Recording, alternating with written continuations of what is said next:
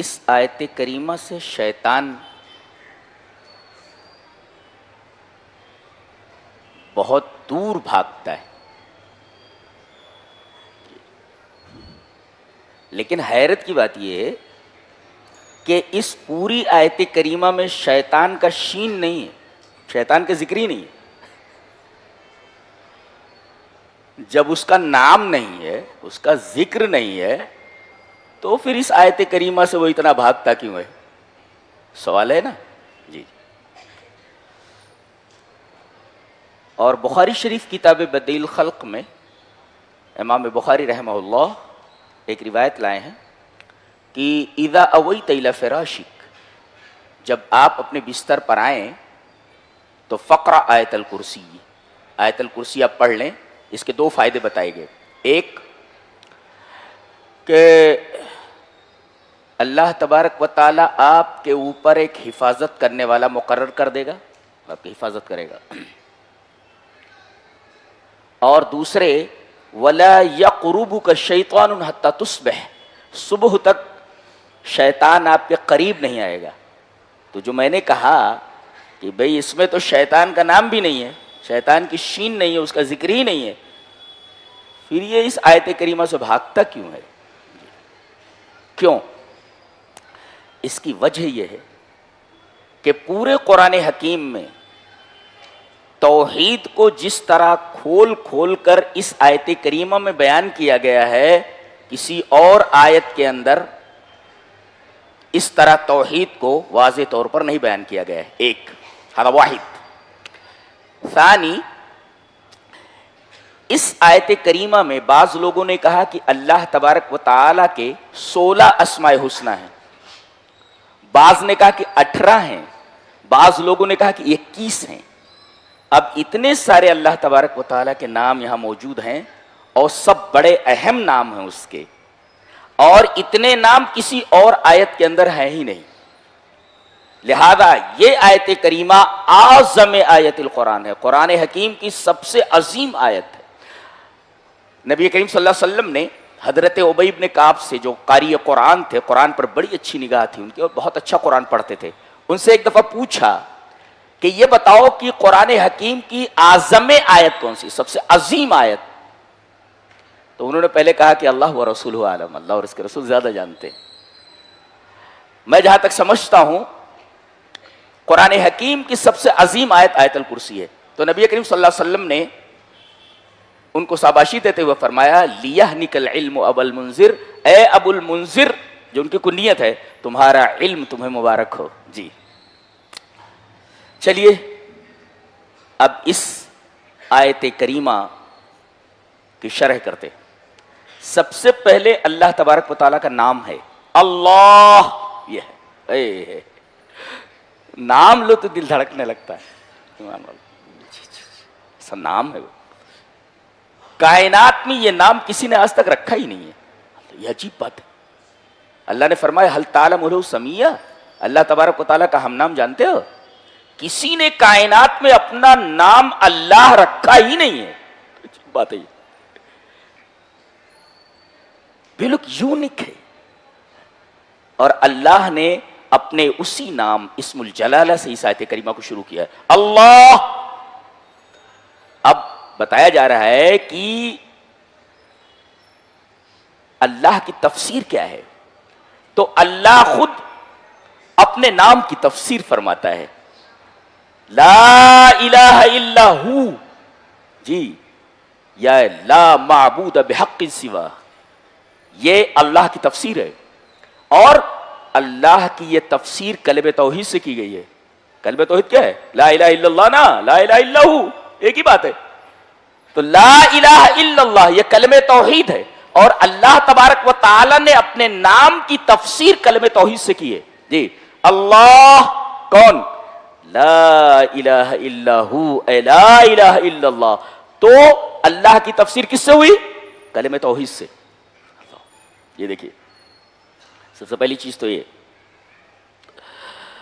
اب اس کے بعد یہ بتایا گیا کہ اللہ وہ ہے کہ اس کے علاوہ کوئی عبادت کے لائق نہیں۔ وائی؟ کیوں؟ جواب دیا جا رہا ہے اس لیے کہ وہ الحی ہے، زندہ ہے۔ اس کا مطلب یہ ہوا کہ اللہ تبارک و تعالی اس وجہ سے لائق عبادت ہے کہ وہ زندہ ہے۔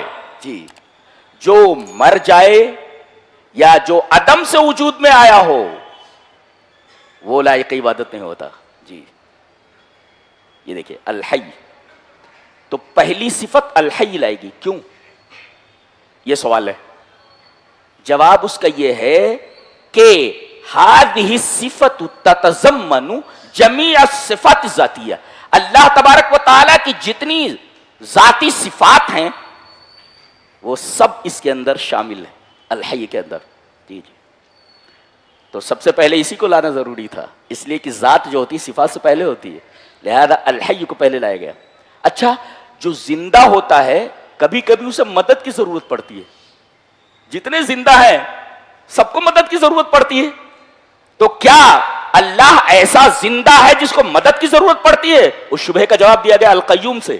القیوم کا مطلب قائم بنفسہ، خود قائم بنفسہ ہے، وہ قائم بشؤون عبادہ، وہ خود قائم ہے اور دوسروں کے قیام کا سبب ہے، اس کی وجہ سے ساری چیزیں قائم ہیں۔ جی جی جی، اس کا مطلب وہ خود قائم ہے، وہ کسی کی مدد سے وہ قائم نہیں ہے بلکہ پوری کائنات اس کی وجہ سے قائم ہے۔ تو قائم بنفسہ و قائم بشؤون عبادہ، خود وہ قائم بنفسہ ہی ہے اور دوسرے تمام بندوں کے معاملات کی نگرانی کرنے والا ہے۔ یہ ہے، یہ قیوم کا مطلب ہے۔ یعنی کبھی زندہ کسی دوسرے کا محتاج ہوتا ہے کہ وہ ذرا میری نگرانی کرے، میرے قیام کا سبب بن جائے۔ جی، پھر تیسرے نمبر پہ لایا جا رہا ہے لا تاخذہ سنۃ ولا نوم، اسے نہ اونگ آتی ہے نہ نیند آتی ہے۔ کیوں لایا گیا ہے؟ اس لیے کہ کوئی کسی کی نگرانی کر رہا ہو، جیسے باپ نگرانی کرتا ہے بچوں کی، ماں نگرانی کرتی ہے بچوں کی، ایک صاحب اقتدار اپنی رعایا کی نگرانی کرتا ہے، قائم علیہم ہوتا ہے۔ لیکن کبھی کبھی یہ نگرانی کرنے والا غافل ہو جاتا ہے، ہاں غفلت میں مبتلا ہو جاتا ہو، اس لیے کہ نیند آتی ہے، اس کو سو جاتا ہے۔ اللہ فرماتا ہے میں ایسا نگراں ہوں، ایسا قائم علی غیرہ ہوں جو کبھی غافل نہیں ہوتا اور اسے اونگ نہیں آتی۔ اونگ کو پہلے لایا گیا، ایسے اونگ ہوتی ہے پھر اس کے بعد سو جاتا ہے۔ گویا کہ غفلت کی ابتدا کیا ہے؟ اونگ، اور غفلت کی انتہا سو گیا۔ تو اللہ غفلت کی ابتدا سے بھی پاک ہے اور غفلت کی انتہا سے بھی پاک ہے۔ اگر وہ غافل ہو جائے تو پھر قیام کیسے ہو جائے گا؟ ستارے ایک دوسرے سے ٹکرا جائیں گے، وہ دیکھ رہا ہے سب کو، نگرانی کر رہا ہے سب کی کہ ایک سیارہ کہیں دوسرے سیارے سے ٹکرا نہ جائے، اس لیے کہ جتنے بھی سیارے ہیں اپنے اپنے مدار میں گھوم رہے ہیں۔ چاند کو اجازت نہیں کہ وہ سورج کے مدار میں داخل ہو سکے، سورج کو یہ اجازت نہیں کہ اپنے مدار سے نکل کر چاند کے مدار میں داخل ہو سکے۔ اللہ، کائنات اتنی بڑی ہے اور سب کو وہ دیکھ رہا ہے، سب کی نگرانی کر رہا ہے۔ اگر وہ غافل ہو جائے پھر کائنات درہم برہم ہو جائے گی۔ اللہ، تو دل دہل جاتا ہے اللہ تبارک و تعالیٰ کی عظمت اور آیت الکرسی کو دیکھ کر کے۔ لا تاخذہ سنۃ ولا نوم، وہ غافل نہیں ہے، اسے نہ اونگ آتی ہے نہ نیند آتی ہے، وہ غفلت کی ابتدا سے بھی پاک ہے، غفلت کی انتہا سے بھی پاک ہے، اسے اونگ نہیں آتی، اسے نیند نہیں آتی۔ اب اس کے بعد دو چیزیں ہوتی ہیں، ایک ہوتی ہے ملک، آپ کسی چیز کے مالک ہیں، یہ گلاس ہے آپ اس کے مالک ہیں۔ ایک ہے کہ آپ بادشاہ ہیں۔ جی، بادشاہ کون ہوتا ہے؟ جو مالک کا مالک ہوتا ہے۔ مالک ہوتا ہے جو کسی چیز کا مالک ہو، اور بادشاہ کون ہوتا ہے؟ جو مالک کا مالک ہوتا ہے۔ جی، مالک کا مالک ہوتا ہے۔ تو پہلے ملکیت بتائے گی کہ یہ جو حی ہے، قیوم ہے، جسے نیند نہیں آتی، جسے اونگ نہیں آتی، اس کی ملکیت کیا ہے؟ بتایا گیا لہو ما فی السماوات و ما فی الارض۔ ما جو ہوتا ہے عاقل اور غیر عاقل دونوں کے لیے آتا ہے، جس کے پاس عقل ہے اس کے لیے بھی اور جس کے پاس عقل نہیں ہے، یعنی جاندار، حیوانات، جمادات، نباتات، ساری چیزیں ماں کے عموم میں داخل ہیں۔ تو یہ ساری چیزیں اس کی ملکیت ہیں۔ جی، سب کا مالک وہی ہے۔ اور لہو کو پہلے لایا گیا جو ظرف ہے، ظرف کو مقدم کر کے بتایا گیا لہو اسی کی ہے، اسی کی ہے ملکیت، یعنی اس کے علاوہ کسی اور کی ملکیت نہیں ہے کائنات میں۔ کائنات کے ذرے ذرے کا، چاہے عاقل ہو یا غیر عاقل، سب کا مالک وہی ہے. بابا گیری کی دھجی اڑا دی گئی ہے جی. جب ان کے پاس کچھ ہے ہی نہیں، جب وہ بادشاہ ہے، سب اس کی ملکیت میں ہے، تو یہ کیا دے سکتے ہیں؟ یہ کیا دے سکتے ہیں کسی کو؟ دھجیاں اڑا دی گئی ہیں، اس میں مکمل غیر اللہ کی نفی کر دی گئی. اس کے بعد یہ کہا جا رہا ہے، اچھا ملکیت تو ہے، اچھا کوئی کسی چیز کا مالک ہو مگر اس کے پاس دبدبا نہ ہو، کوئی اس کے اوپر پریشر بنا لے، اپنے فیصلے کو بدل دے. جیسے بادشاہ نے فیصلہ کیا کہ اس آدمی کو تاعمر جیل بھیج دیا جائے. اب جس کے بارے میں یہ فیصلہ بادشاہ نے کیا ہے، اس کی بیوی آتی ہے اور بادشاہ کی بیوی سے ملتی ہے، رانی سے. رانی صاحبہ، میرے شوہر کو آپ کے شوہر نے جیل بھیجوا دیا ہے، ذرا میری مدد فرمائے. اب یہ رانی راجا کے پاس آتی ہے، کیا جی تم نے ایک آدمی کو جیل میں ڈال دیا ہے، میں کہتی ہوں کہ اس کو جیل سے نکالو، نہیں تو میرے قریب نہیں آنا. یہ دیکھو، یہ دبدبا ہے، پریشر بنانا ہے. اللہ فرماتا ہے میرے اوپر کوئی پریشر نہیں بنا سکتا جی. ملکیت کے ساتھ جاہ بھی ہے، دبدبا ہے میرا. اللہ فرماتا ہے من ذا الذی یشفع عنده الا باذنہ، اس کی اجازت کے بغیر کون سفارش کر سکتا ہے؟ ان کو معاف کر دو، ان کو معاف کر دو، ان کو یہ دے دو، ان کو یہ دے دو. اور یہاں استفہام انکاری ہے، یہاں نفی میں جملے کو نہیں لایا گیا ہے جی. لا یشفع عنده الا باذنہ، من ذا الذی یشفع عنده الا باذنہ کہا گیا. اس کا مطلب یہ ہوتا ہے کہ الاستفہام اقوی من النفی، اس لیے کہ استفہام جو ہوتا ہے نفی سے اقوی ہوتا ہے جی. ایسا کہا جاتا اس کے پاس بغیر اس کی اجازت کے کوئی سفارش نہیں کر سکتا. یہ جملہ نافیہ ہے، جملہ نافیہ نہیں لایا گیا. یہ کہا جا رہا ہے کون ہے جو اس کی اجازت کے بغیر کسی کی سفارش کر سکے؟ ہو تو سامنے آئے. اللہ اکبر. دیکھ رہے ہیں آپ، ایک طریقے کا چیلنج ہوتا ہے استفہام انکاری میں جی. کس کی اوقات ہے؟ سامنے آئے. اگر ایسا کہا جاتا اس کے پاس اس کی اجازت کے بغیر کوئی کسی کی سفارش نہیں کر سکتا، جملہ نافیہ ہے. لیکن جملہ نافیہ نہیں لایا گیا، استفہام انکاری لایا گیا. استفہام انکاری جو ہوتا ہے نفی سے اقوی ہوتا ہے. من ذا الذی یشفع عنده الا باذنہ، کون ہے جو اس کی اجازت کے بغیر کسی کی سفارش کر سکے؟ اس کو یہ دے دو، اس کو وہ دے دو، اس کو بیٹا دے دو، اس کو بیٹی دے دو، اس کی فلاں مراد پوری کر دو. کون ہے جو اس کی اجازت کے بغیر سفارش کر سکے؟ ہو تو سامنے آئے. یہ مطلب ہے اس کا استفہام انکاری. کیا بات ہے. اچھا تو ایک تو ملکیت ہے، مالک ہے، اور دوسرا ایسا مالک ہے جس کے پاس جا ہے، اس کے اوپر کسی کا پریشر نہیں بنتا، کوئی اس کے اوپر پریشر نہیں بنا سکتا. اس کی بیوی ہے یہ نہیں ہے کہ اس کے اوپر کوئی پریشر بنا سکے جی. انا یکون لہ ولد ولم تکن لہ صاحبہ، اس کی بیوی ہے ہی نہیں، کون پریشر بنائے گا اس کے اوپر؟ اچھا تو اب دیکھو، ملکیت ہے، مالک ہے، وہ مالک کے ساتھ ساتھ دبدبا ہے، کوئی اس کے اوپر پریشر نہیں ڈال سکتا. لیکن ایک اور چیز کی ضرورت ہے، کیا؟ علم ہونا چاہیے. اس لیے کہ آدمی کے پاس ملکیت ہو، اس کی پوری حکومت ہو اور حکومت کے ساتھ دبدبا بھی ہو، لیکن اگر علم نہ ہو کہ فلاں جگہ کیا ہو رہا ہے جی، فلاں جگہ کیا ہو رہا ہے، کس اسٹیٹ کے اندر کیا چل رہا ہے، ما یدور فی مملکتہ، اس کی مملکت کے اندر کیا چل رہا ہے، علم ہونا چاہیے ایک بادشاہ کو جی. جو چیزیں اس کی ملکیت میں ہیں، ایک کمپنی کا مالک ہو، گھر میں بیٹھا رہے خالی، اس کو معلوم نہ ہو، علم نہ ہو کہ کیا چل رہا ہے اس کی کمپنی کے اندر، کمپنی ڈوب جائے گی جی. تو اس کو معلوم ہونا چاہیے کہ ما یدور فی مملکتہ، کہ اس کی مملکت کے اندر کیا چل رہا ہے. اللہ فرما رہا ہے میں اس پوری کائنات کا مالک ہوں اور میں جانتا ہوں کہ کہاں کیا چل رہا ہے. کون لوگ ہیں جو مجھے چھوڑ کر دوسروں کو سجدہ کرتے؟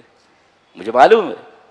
کون ہے جو میری ملکیت میں ہیں، میری کھاتے ہیں اور گاتے کسی اور کا ہیں جی.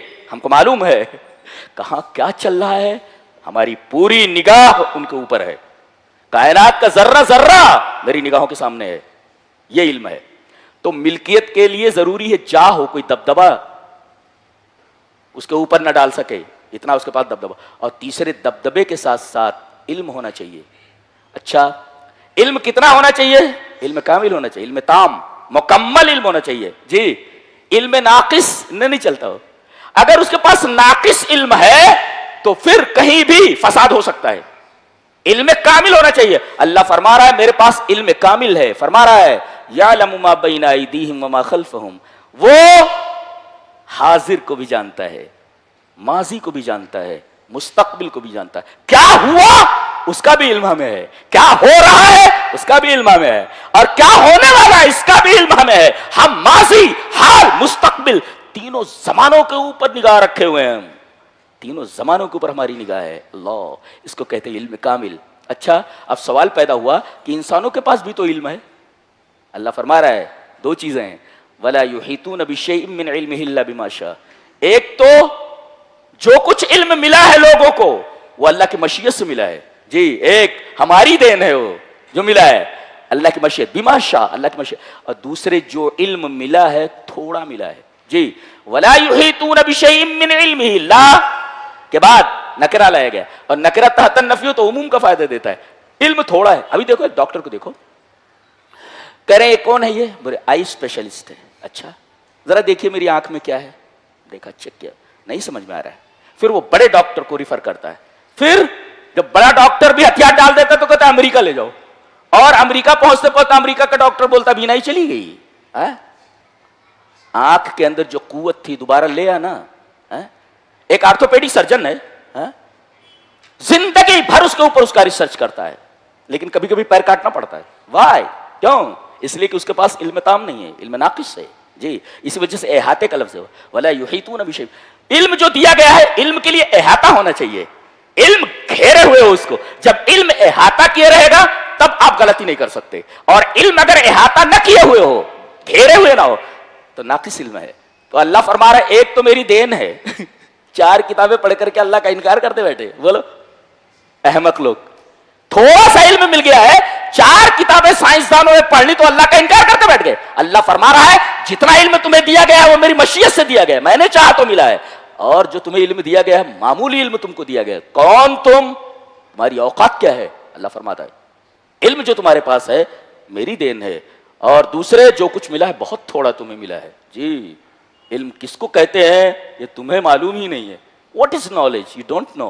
बिल्कुल नहीं, बिल्कुल नहीं, तुम नहीं जानते इल्म क्या है, इसलिए कि तुम्हारे पास इल्म है, इल्म नाकिस है। तो पहले अल्लाह ने फरमाया मेरा इल्म इल्म कामिल, और दुनिया वालों के पास जो इल्म है उनके पास इल्म नाकिस है जी। अब जाहिर है कि जिसके पास इल्म नाकिस हो वो आपकी क्या हाजत पूरी कर सकता है जी, आपकी क्या हाजत पूरी कर सकता है। उसके बाद मिल्क का तस्करा तो वह मालिक है, आगे मुल्क का तस्करा किया जा रहा है। मिल्क होता है ना, इस शेख अंत तमलिक शैयन, किसी चीज के आप मालिक हैं, लेकिन मुल्क किसे कहते हैं, मलिक किसे कहते हैं? अंत तमलिक मैं अमलिक, आप मालिक हूं उसके जो मालिक है, यानी मालिक का मालिक अगर हो तो आप बादशाह हैं। यह बादशाहत कितनी बड़ी है, अल्लाह फरमा रहा है वसिया कुर्सिय्युहु समावाति वल अर्द। अन इब्न अब्बास रज़ियल्लाहु तआला अन्हुमा अन्नहु क़ाल अल कुर्सिय्यु मौज़िउ क़दमैनि, रवाहुल हाकिम फिल मुस्तदरक। इमाम हाकिम रहमहुल्लाह ने मुस्तदरक अल सहीहैन में इब्न अब्बास से रिवायत नकल की कि कुर्सी किसको बोलते हैं। बहुत गौर से हैं, बहुत गौर से, तौहीद का बयान चल रहा है। ये कदम अल्लाह जहां रखता है, अल्लाह जहां कदम रखता है, अच्छा कहा गया मौज़िउ क़दमैन, पता है चला कि उसके दो पैर हैं। हाँ, उसके दो पैर हैं, कैसे है मालूम नहीं, कैफियत मजहूल है। तो कुर्सी जो है ये अल्लाह तबारक व तआला के दोनों कदमों के रखने की जगह है। अच्छा, ये कुर्सी कितनी बड़ी है? कुर्सी इतनी बड़ी है कि जमीन और आसमान सबको घेरे हुए है। अल्लाह, और अल्लाह अर्श पर मुस्तवी है और कुर्सी उसके सामने है। कुर्सी कहां है कोई पूछे तो बिल्कुल अर्श के सामने है, बैना यदैल अर्श, अर्श के बिल्कुल सामने है। भाई कुर्सी कहां है? अर्श के बिल्कुल सामने है, और अल्लाह अर्श पर मुस्तवी है, और यह कुर्सी उसके दोनों कदमों के रखने की जगह है। तो यह अर्श के सामने है, यह कितनी बड़ी है? खाली कुर्सी जमीन और आसमान को घेरे हुए है, और यह कुर्सी कितनी बड़ी है अर्श के मुकाबले में? अल अर्श अकबर मिनल कुर्सी, अर्श कुर्सी से बड़ा है। कितना बड़ा है? इतना बड़ा है कि एक पूरा जंगल हो, उसमें कोई एक छल्ला डाल दे, छल्ला कितना छोटा होता है, जंगल कितना बड़ा है। अल्लाहु अकबर, एक जंगल के मुकाबले में एक छल्ले की क्या औकात है। अल्लाहु अकबर। तो कुर्सी जो पूरी कायनात को घेरे हुए है, वो अर्श के मुकाबले में इतनी छोटी है जैसे जंगल के मुकाबले में एक अंगूठी, एक छल्ला। तो अर्श कितना बड़ा होगा। ला यअलमु क़द्रुहु इल्लल्लाह, अल्लाह के अलावा कोई नहीं बता सकता कि उसका अर्श कितना बड़ा है। तो कुर्सी इतनी अजीम है जो कायनात को घेरे हुए, और उससे बड़ा उसका अर्श है, अर्श अजीम है। तो जो उस पर मुस्तवी है वो किस कदर अजीम होगा जी। इसी वजह से इस सूरह करीमा का इख्तिताम इसी सिफत के साथ है, वहुवल अलीयुल अज़ीम। आयत करीमा खत्म। कुर्सी इतनी अजीम है कि पूरी कायनात को घेरे हुए है, और यह कुर्सी अर्श के मुकाबले में इतनी छोटी है जैसे जंगल के मुकाबले में एक अंगूठी जी। और जो अर्श पर मुस्तवी है वो किस कदर अजीम होगा। रोंगटे खड़े हो जाने चाहिए, हमारा रब इतना अजीम शान है। उसको छोड़ करके अगर कोई किसी के पास मांगने जाए, इसका मतलब मा कदरुल्लाह का कदरी, अल्लाह तबारक व तआला की कदर ही नहीं समझी उसने। और आयतुल कुर्सी में अल्लाह तबारक व तआला की अजमत को समझाया गया कि वो क्या है जी जी जी। वसिअ कुर्सियुहु समावाति वल अर्ज़, कुर्सी का लफ्ज एक जगह और आया है जी, हजरत सुलेमान के लिए। बस अला कुर्सीही जसदन, उनकी कुर्सी के ऊपर हमने एक बदन डाल दिया, एक लाश डाल दी बच्चे की या किसी की। तो कुर्सी का लफ्ज हजरत सुलेमान के लिए आया है। और कौन थे सुलेमान बताओ? कोई आम आदमी थे? बादशाह थे जी।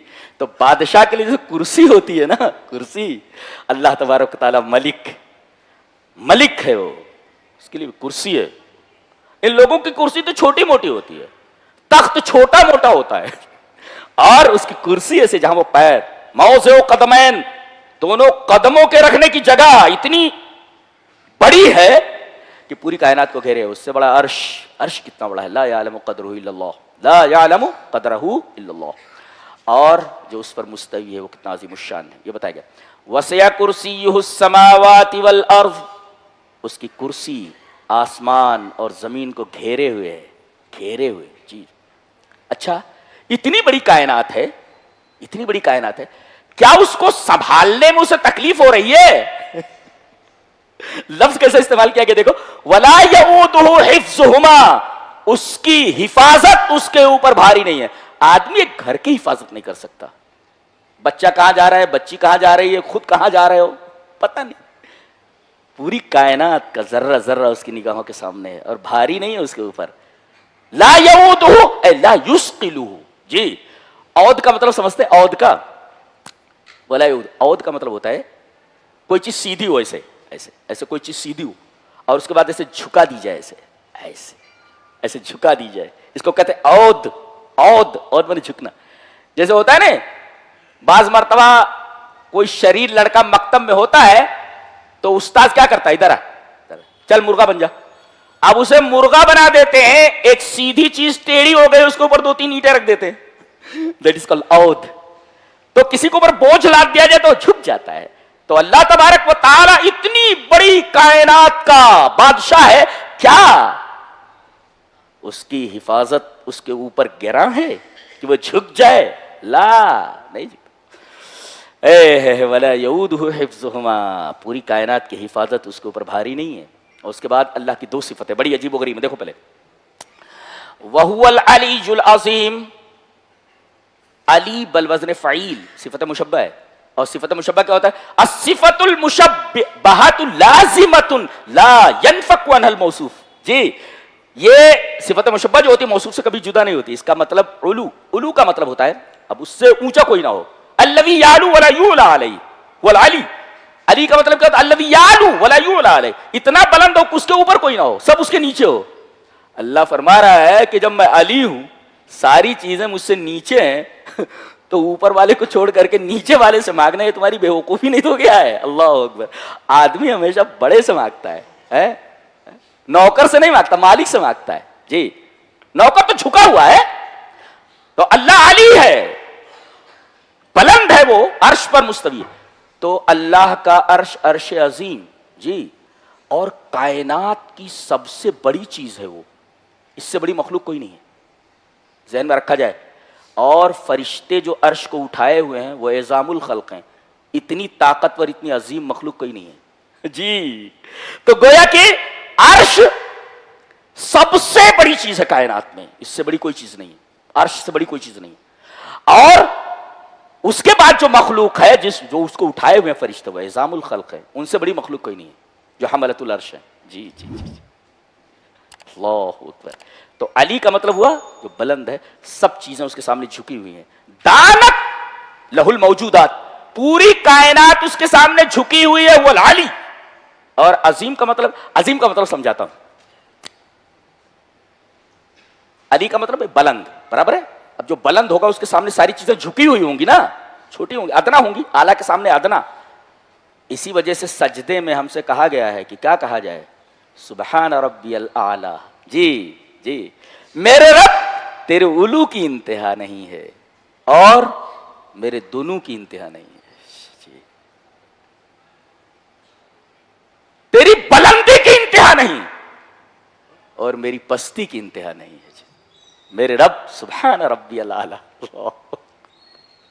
अली के सामने है जी, अल अली, अल्लाह के सामने सारी चीजें झुकी हुई हैं। दानत लहुल मौजूदात, पूरी कायनात उसके सामने झुकी हुई। अजीम का मतलब समझो, समझाता हूं, ये समझने की जरूरत है। आज़म कहते हैं हड्डी को जी। हजरत जकरिया दुआ कर रहे हैं, काफ हा या ऐन सौद ज़िक्र रहमत रब्बिका अब्दहु ज़करिया इज़ नादा रब्बहु निदाअन खफिया क़ाल रब्बी इन्नी वहनल अज़्मु मिन्नी। मेरे रब मेरी हड्डियां कमजोर हो गई हैं, ये दुआ मांगते रहो। जो बूढ़े हजरात हैं वो अल्लाह से दुआ करते रहे, मेरे रब मेरी हड्डियां कमजोर हो गई हैं, वश्ताल रासु शैबा, मेरे बाल सफेद हो गए हैं। अल्लाह बड़ी कदर करता है अल्लाह तबारक व तआला ऐसी दुआओं की है। आदमी अपनी कमजोरी जाहिर करें, मेरे रब मैं बहुत कमजोर हूं, तो गोया कि आप आला के सामने अपनी कमजोरी जाहिर कर रहे हैं। एक मामूली आदमी के सामने अपनी कमजोरी जाहिर कीजिए तो उसको रहम आ जाता है। आप आला के सामने इतने अदना बन जाएं, मेरी हड्डियां कमजोर हो गई। क्यों कहा हड्डियां कमजोर हो गई? इसलिए कि हड्डी जो होती है ये मादा होती है और गोश्त सूरत होती है जी। इसी वजह से कहा गया अल्लाह पहले हड्डियों को बनाता है, फकसौनल इज़ाम लहमा, हम उसे गोश्त का लिबास पहनाते हैं। इसका मतलब हड्डी ये बदन है और चमड़ा और गोश्त ये उसका कपड़ा है, कैसा है। फकसौनल इज़ाम लहमा, और हड्डी ही के ऊपर पूरे बदन का दारो मदार होता है। हड्डी कमजोर हो जाए बदन कमजोर हो जाता है जी जी। कहीं की हड्डी कमजोर हो जाए, पैर की हड्डी कमजोर हो जाए आप नहीं चल सकते, गर्दन की हड्डी कमजोर हो जाए आप गर्दन नहीं हिला सकते, रीढ़ की हड्डी ये कमजोर हो जाए आप सीधे खड़े नहीं हो सकते, सीधे झुक नहीं सकते। गोया कि पूरे इंसानी जिंदगी का मदार उसी मादे के ऊपर है जिसको अज़्म कहा जाता है, हड्डी। तो अब उसी से अजीम है। अजीम मतलब यह हुआ कि अजीम वो हस्ती है अल मुतफव्विक अला मा सिवाहु फिल कुव्वा, ताकत में जो अपने मासिवा से ज्यादा हो, फौकियत रखता हो। इसलिए कि हड्डी जो होती है पूरे बदन में सबसे मजबूत होती है और अज़्म से अजीम है। तो गोया अल्लाह अजीम है, अपने मासिवा से कुव्वत में, ताकत में, पावर में सबसे आला है, इस वजह से उसे अजीम कहा गया। तो गोया के अली है, उसके सामने कायनात की चीजें झुकी हुई हैं, और अजीम है, सब उसके सामने कमजोर हैं। इसलिए कि हड्डी के सामने सारी चीजें कमजोर होती हैं बदन की तरह। सुबहान अल्लाहि व बिहम्दिही सुबहान अल्लाहिल अज़ीम। ये एक हल्की सी तफसीर है, सरसरी। हम अभी गहराई में नहीं गए, गहराई में जाएंगे तो आपके सर के ऊपर से जाएगी जी जी। अभी घुसे उसमें गहराई में, अब समझ में नहीं आएगा आपको। मैं जिस अंदाज से मुताला करता हूँ, जहां से मैं पढ़ता हूँ कुरान की बुक,